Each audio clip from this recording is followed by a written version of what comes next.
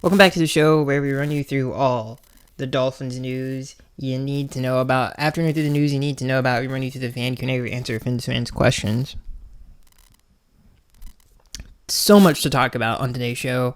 I'm very excited. Obviously, training camp started, but there's a lot of free agent stuff that happened that I'm excited to talk about. And we'll start with that because I think, it's a little bit more interesting.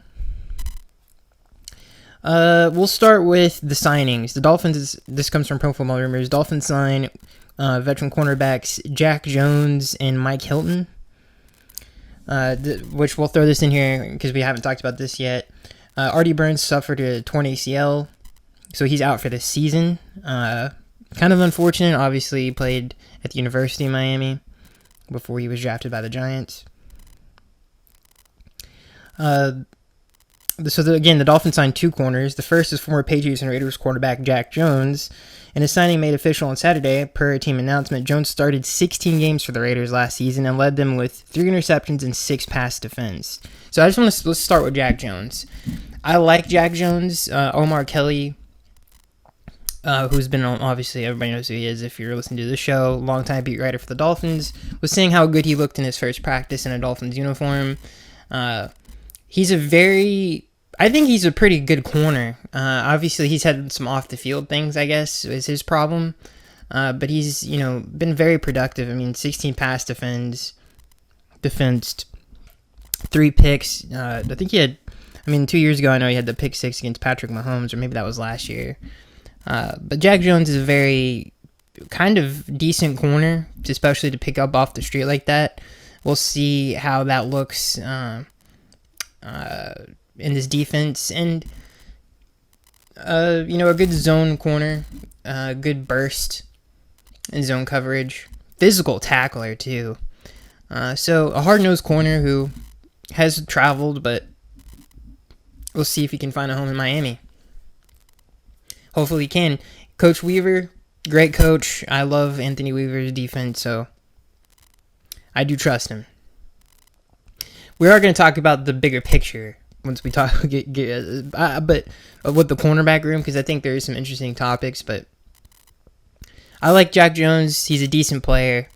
We'll see if he can make an impact. He can. He has the capabilities of that. This next corner. Excuse me. Good God. Sorry. Is Mike Hilton. Obviously, long-time slot nickel corner for the Steelers and the Cincinnati Bengals. He was a big part of the Bengals' Super Bowl run with Lou Anarumo, former Dolphins coach, by the way. So the thing about Mike Hilton, the Bengals were on TV a lot. So if you watched any NFL throughout the year, Mike Hilton struggled in man coverage, bad, to the point where they pretty much took him out of obvious passing situations. He's still a very, very good veteran, great feel for the game. Another physical, hard-nosed corner, good zone corner, I would say. But he struggled really bad in man coverage, to the point where it was, the Bengals were not a good secondary, and he was one of the reasons why they weren't. And he lost a lot of that ability. So, I don't really know how they're going to use him. Obviously, he can't play on the outside. That's just just a no-go. But he's still a really good veteran player. He'd be great for the locker room. He's been around some really good organizations and some good coaches in his time, and he's always been. Other than last year, he's been one of the best players at that position. So I do like his ability to defend the run. I think that's an underrated thing. He would be a great communicator in the secondary. When you look at the man coverage thing and how bad it was last year, it's not great. He still played a lot for the Bengals last year, especially on first and second down, in a base package. And maybe he has a little something left in the tank. Mike Hilton's been around a long time. I don't really know, in terms of depth, I think he's a pretty good player. You definitely could still use him in a game and situationally, which I think is interesting. He could play safety, I think, at this point in his career. He's great. He's a good enough tackler to do it. And he would actually not be terrible in the box as a strong safety. as crazy as that sounds. But that's one of the things he's a great blitzer. So maybe they can play him at safety. I don't know, because he's not gonna. I mean, I think in a dream, I think the slot corner position is Cater Kohu's to lose. But we really don't know what the secondary is gonna look like at the end of training camp. There's still some free agents we have to which we'll add here too, because it's all the same thing. But yeah, Mike Hilton's an interesting signing because he is such a good veteran. He's got a lot of really good qualities about him. He just is definitely not in his prime anymore. He has limitations, which isn't great. But he has an interesting, I think, niche that he can fit within the team, not only on the field but off the field, in training camp too. I think he's going to be a good veteran leader for the team. So I think this is just kind of an underratedly pretty good signing. I like Mike Hilton a lot, and we'll see where it goes. To add to the cornerback fiasco, there is no. I just want to throw this in here. There is no update on Asante Samuel Jr. He's taking a lot of different visits with the Vikings and the Eagles, and a lot of people think he's going to sign with the Eagles. Some people think he's going to sign with Washington. So there's really not any Dolphins stuff that I've seen, which is unfortunate. An update on Rasul Douglas. He rejected the latest Miami Dolphins offer. This news story comes from I don't even, I guess NFL.com. I don't see the person who reported this. Yeah, and apparently, word on the street, at least with some of these articles, he's also got a lot of interest around the NFL. So that's 2 offers that Rasul Douglas is rejected from the Dolphins, which isn't great. But, I don't know. And it would have been nice to have him at training camp already. You definitely want everybody at this. I mean, ideally, you would want your entire team to be there already, but. Which leads me to the big picture topic. When I was really thinking about the secondary, and I was like, okay, what secondary would I rather see?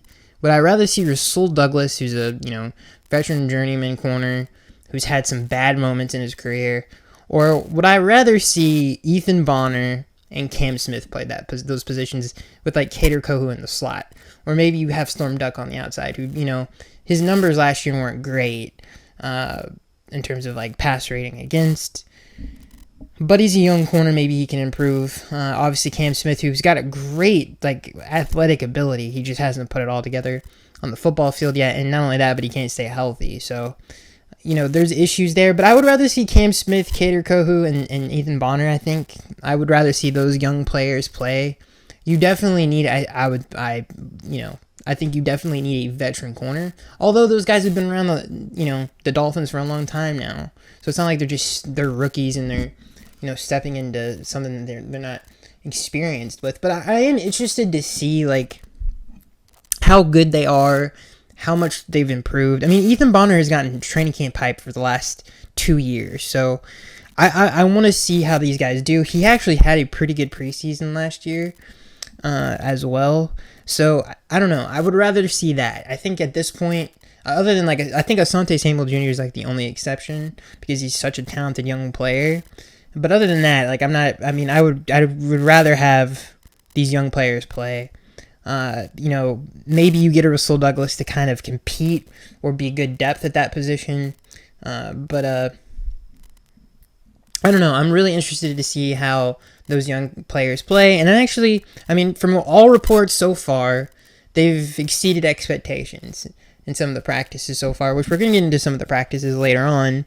But yeah, I think the big picture, and I know everybody's the secondary is oh, this is, especially the corner room is the weakest spot, and I would agree with that. But I don't know. I like Anthony Weaver. I trust him as a coach.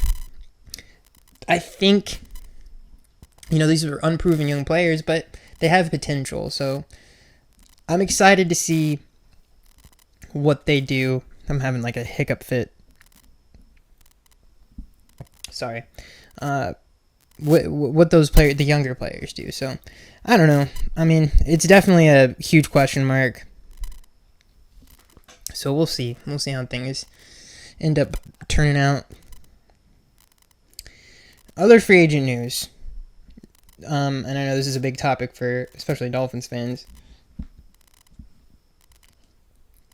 Noah Fant was released by the Seattle Seahawks. He has visited with 2 teams so far. Dolphins have not even been reportedly interested so far. There's been no connections between the 2 people, or Noah Fant and the Dolphins, yet.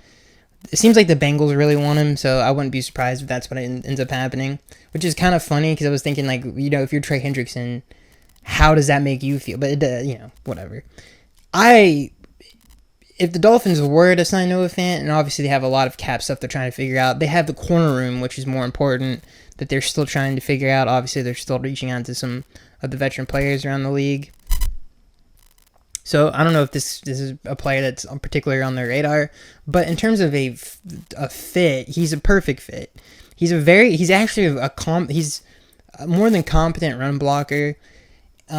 His run after the catch ability, I think, is what would get me most excited about him if he were to sign with the Dolphins. I think he has a very unique talent in the open field that Jonnu Smith had, and I think he has that. He's a great athlete. He's really good in the open field. Some of his best plays are turning in, to like a 5-yard flat into a 40-yard gain. So, he's not the crispest route runner. He doesn't have like the great feel in the middle of the field like some of the great tight ends in the league. He's not that, but he does do a lot of things. Like he can block in space. He can big plays after the catch, which is what the Dolphins want. So I really like Noah Fant. I think he's a solid tight end.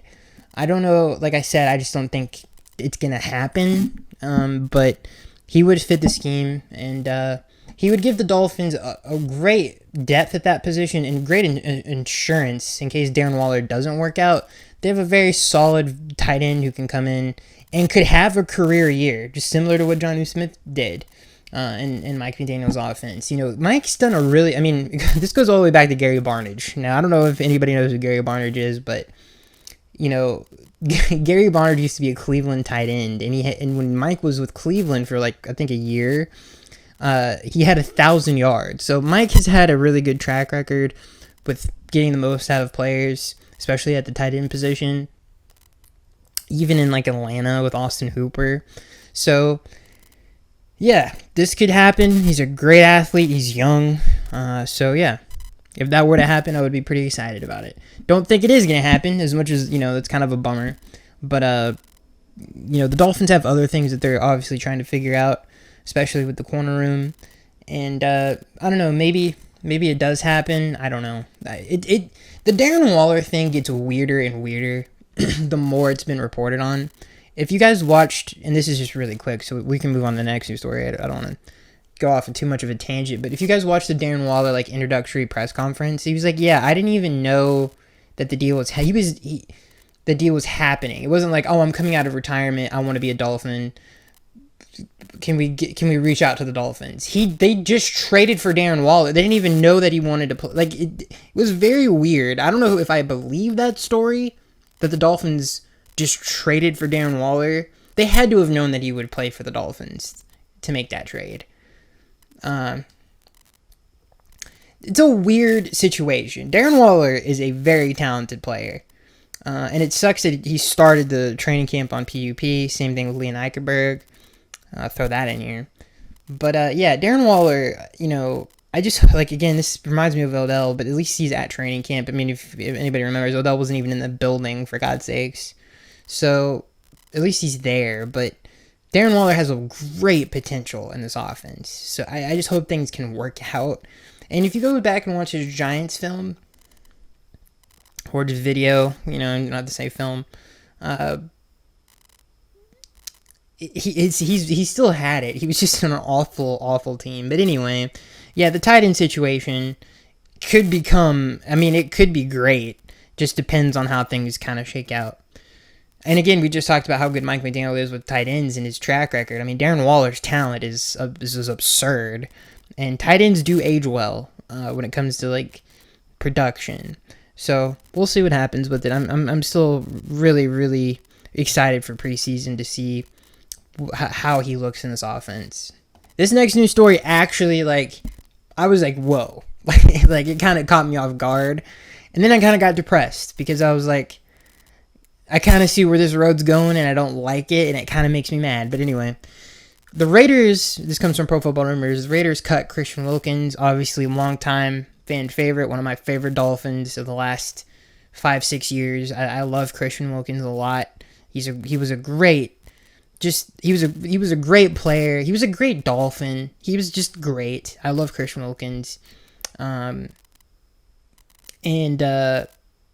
It sucked. I mean, out of all the Dolphins that have left recently, I think he probably hurt the worst.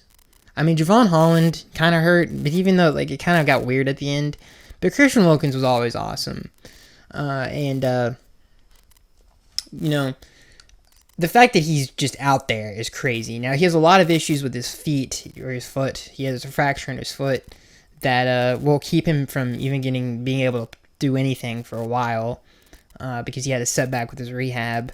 But I hope to God they're reaching out to Christian Wilkins and are like, hey, come back home, all right? I mean, the potential of Kenneth Grant, Christian Wilkins, and Zach Sealer is awesome. And Benito Jones, who's a good rotation. I mean, that's a mean middle of the defense. And you match that with the linebacker depth that they have now. I mean, man, I'm telling you, this defense has a lot of potential. But Christian Wilkins, I would be so excited if he returned to the Dolphins. He's just a great player. And again, obviously him and Zach Sealer. I have a feeling this is going to happen. Now, my heart says I hope it happens and I have a good feeling about it. My brain and logically, I'm thinking, okay, he's probably going to be a New England Patriot, which really sucks, but which really hurts. I mean, I hope that doesn't happen. But, you know, Mike Vrabel, it's reported in this article, he already, like, commented on acquiring him and basically talking about how they're going to talk about it, which tells me that they're obviously really interested in the player, and which sucks. And obviously the Dolphins haven't said anything about it yet. But Zach Sealer is still on the team. I hope he's advocating for it in some way. I know that it doesn't matter because down the road he's still a great player, and down the road this could be very beneficial. I hope this happens. I love Christian Wilkins. He's a great player. And I hope he can return to the Dolphins. That's it for the news, I'm pretty sure. I don't think there's any other... Well, not the news, but that's not it for the news. But that's it for, like, the free agent, off-the-field stuff. We'll throw Zach Sealer in here. This is very strange. Obviously, he's underpaid. We get that. But it kind of seems like the media is, like, conjuring this in a weird way.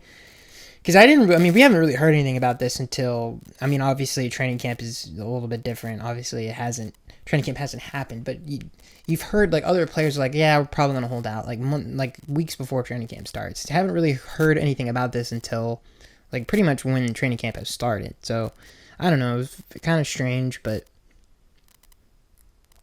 I don't know. I don't know. Whether it gets done or not, Zach is obviously... He's practicing, which is great.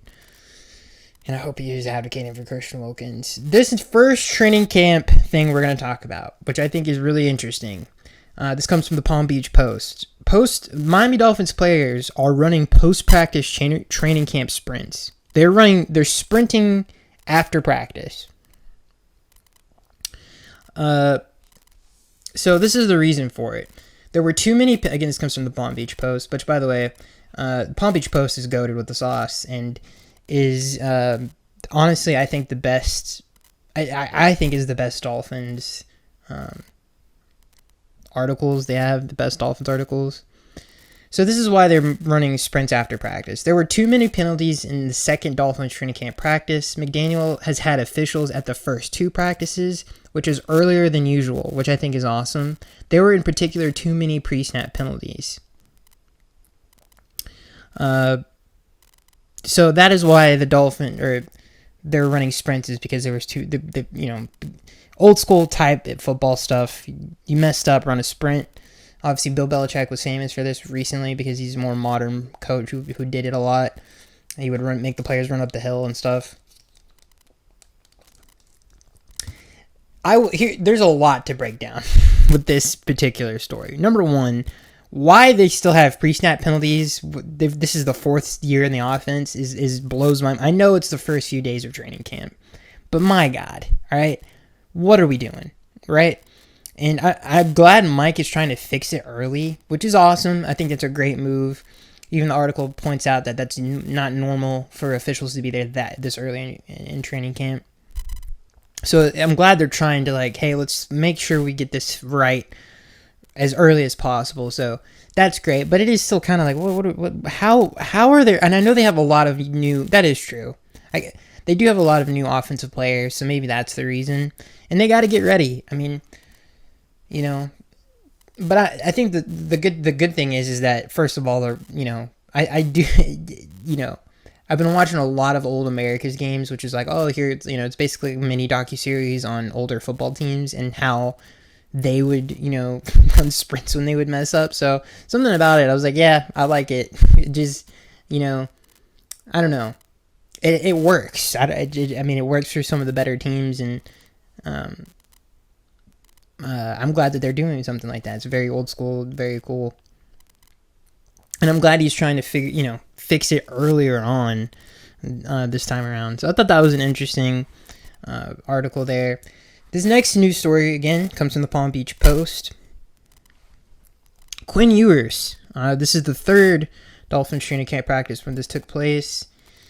Quinn Ewers, again, this is what he did in the third practice. Ewers, as a rookie, has understandably had some practices where he's seemed uncertain and indecisive. In training camp practice 3, Ewers showed improvement. He had one notable connection with D. Estridge over the middle on a 3rd and long. This was a good performance. So this was kind of like a smaller, like, oh, this is Quinn Ewers had a really good practice. Like, for whatever reason, everybody that was at this practice was like freaking out about this practice. A lot of different beat writers were, you know, saying how good Quinn looked and everything like that, which is just great for the Dolphins. Quinn Ewers is a very talented person, very talented quarterback, and has a lot of potential. So it's pretty cool that he's having a good start to his career in training camp, which isn't normal, especially for rookies, and especially for 7th round picks, for God's sake. So it's good that he started off on the right foot. Kind of gets me hyped up because I'm like, okay, let's go, you know. And so yeah, I'm excited about that. I'm excited about him in training or in preseason too. I think preseason this year is going to be really fun because of I think the quarterback room is so strong, and this is the most talented backup quarterbacks the Dolphins have had in over 10 years. It's not even close. I mean, God bless Matt Moore, but he was like probably the best one, and talent-wise, these two are way, way, way more talented. So I'm excited. I'm excited about that. Westbrook and Keenan. Yeah, Keenan. This was another one that I really wanted to talk about on day 3. Has openly said he's eager to find, again, this is the same article, training camp practice 3. Eager to find how he fits into the Dolphins offense. At times, Westbrook has been quiet, but he had a big gainer from Tua on day 3. He should be an ideal complement to Tyreek Hill and Jalen Waddle. So I wanted to bring, because this is one of the more interesting players of the offseason, is Westbrook Ikine. And so, you know, I'm glad that he's getting started well. I know he's dealt with some injuries at the start of camp, which isn't great, but I love what his game is really, really, really special. He's got great deep ability. He's a big target, great hands. I think he's actually a pretty good route runner. And again, Tua hasn't had a lot of size in the receiver room. He's a great blocker. And like I said, he's got good speed. So, you know, I've talked about this many times, but when the Dolphins want to run the ball, it's pretty obvious with the personnel on the field that they're going to run the football. And there's really no threat in the passing game on the field, and defenses can key in on that. Westbrook Ikine, who Trent Sherfield did actually kind of a good job when he, you know, the 1 year that he had with the Dolphins. Like, he did a good job of keeping defenses honest. he had a go touchdown against Cleveland. He had that slant touchdown against the 49ers. Like, he was still a playmaker when he was on the field. They haven't really had that since Trent left. They've tried to replace it. But now when the Dolphins, okay, we're going to run the football. Westbrook-Ikine is going to be on the field. You can't just key in on the run because he is a threat down the field. And so I think that he's going to help out a lot with that and help the Dolphins be more feared when they are in more of those run heavy sets. So day 3, Westbrook-Ikine and Quinn Ewers were the talk of the town. So let's move to day 4. Oh yeah, I want to say this before we get in. Jalen Phillips talking about Chop Robinson and how how impressed he's been with him. And I think all Dolphins fans have probably seen it, but it just got me really excited to watch those 3 play together. And I've talked about it a lot, but this front 7 can be really special. And Chop is so much better than, I wasn't excited about it when the Dolphins, I'm sorry, these hiccups. So I wasn't excited about it when the Dolphins drafted him. But like I said, he's exceeded my expectations by a lot. Sorry. So, I don't know. He's quickly becoming one of my favorite players on the team. And very excited to see what he does in year 2. But this is the 4th training camp practice. Let's see. What do we want to talk about?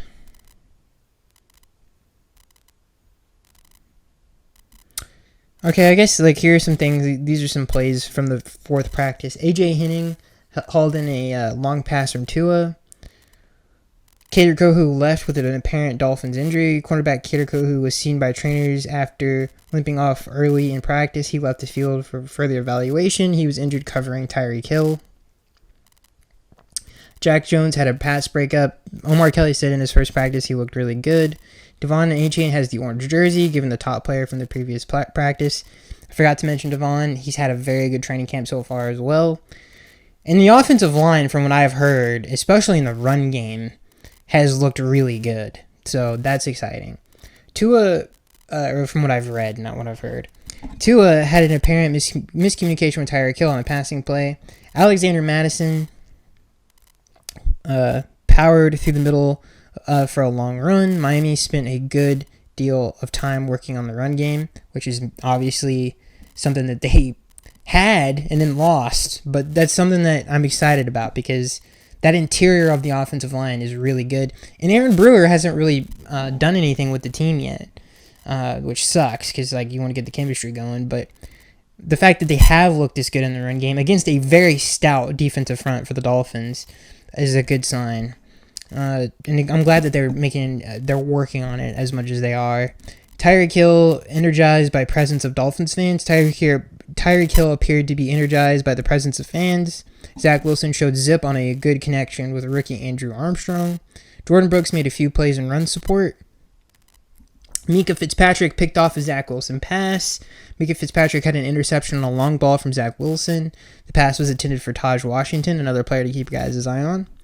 Quinn Ewers connected with Tariq Black. Ewers continued to show progress. Shout out to Quinn Ewers, keeping up the consistency. Rookie John Marshall, shout out. Jason. Rookie Jason Marshall had an interception of Quinn Ewers. We need Jason to step up, right? We really do. Jason played a lot of man coverage at Florida. A lot of man coverage. So hopefully that can help him in the NFL. Ian Big E Berger was the recipient of the first Dolphins fan orange jersey of the day. The first Dolphins fan orange jersey of the day. Don't really know what that means. Tua hit Tyreek Hill on a 60-yard bomb near the end of practice, which is hype. I hope they have that on the Twitter. But yeah, that's it for the news. The first 2 practices I couldn't find, which sucks. So I only did 3 and 4. But yeah, I'm excited, man. This is a really good team. I really like I mean, obviously the corners are kind of it's what's going to happen, but honestly, I like this team a lot more than last year. I think the offensive line is a lot better. I think it's a really talented offensive line. I'm super excited for Patrick Paul in his second season. I think he's going to be a really good player for a long time. So I'm excited. This is awesome. I love the backfield. It's got a lot of depth, a lot of talent. The receiver core is really good, especially with Malik Washington entering year 2, with Westbrook-Ikine, Darren Waller, who has a lot of potential. But even if he doesn't work out, I feel like the Dolphins have a really good passing attack, especially with those 3 receivers and A-Chain coming out of the backfield. So I'm excited, man. This is gonna be awesome. And yeah, let's see. We'll see if the Dolphins make any more off-season moves. But I'm excited. This is a really good team in my opinion, and I can't wait to see them play football. So that's it. Hope you guys enjoyed, and I'll see you guys in the next one.